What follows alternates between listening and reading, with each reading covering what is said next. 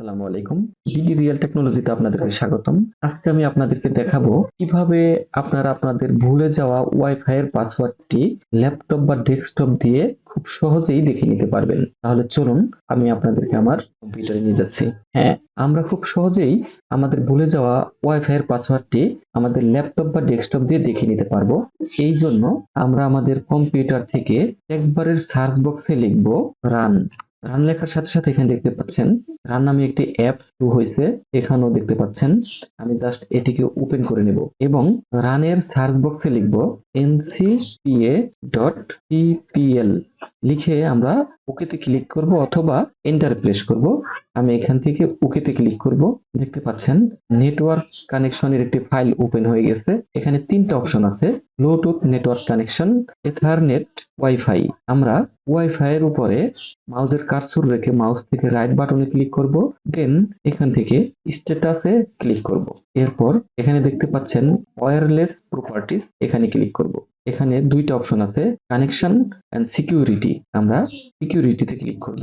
সিকিউরিটিতে click করার সাথে সাথে দেখতে পাচ্ছেন এখানে তিনটা অপশন দেখাচ্ছে, একটি WPA2 পার্সোনাল, আরেকটা আছে AES, তার নিচে আছে নেটওয়ার্ক সিকিউরিটি কে, যেটি আমাদের ওয়াইফাই এর পাসওয়ার্ড। আমরা যদি 2 ক্যারেক্টারসে ক্লিক করি তাহলে কিন্তু এই পাসওয়ার্ডটা দেখতে পারবো।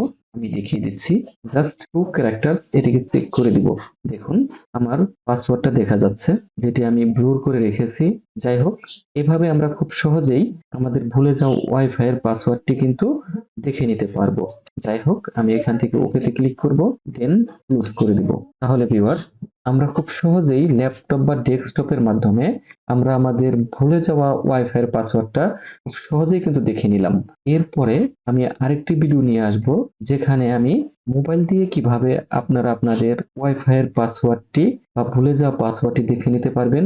তাহলে ভিউয়ার্স, যদি আমার এই ভিডিওটি আপনাদের কাছে ভালো লেগে থাকে তাহলে আপনারা এই ভিডিওতে বেশি বেশি লাইক করবেন এবং আমার এই চ্যানেলটিকে সাবস্ক্রাইব করে আমার পাশেই থাকবেন এবং নোটিফিকেশন বেলটি বাজিয়ে রাখবেন, যাতে করে আমার নতুন নতুন মজাদার ভিডিওগুলো আপনারা খুব সহজেই পেয়ে যান। তাহলে এই পর্যন্তই। আল্লাহ হাফেজ।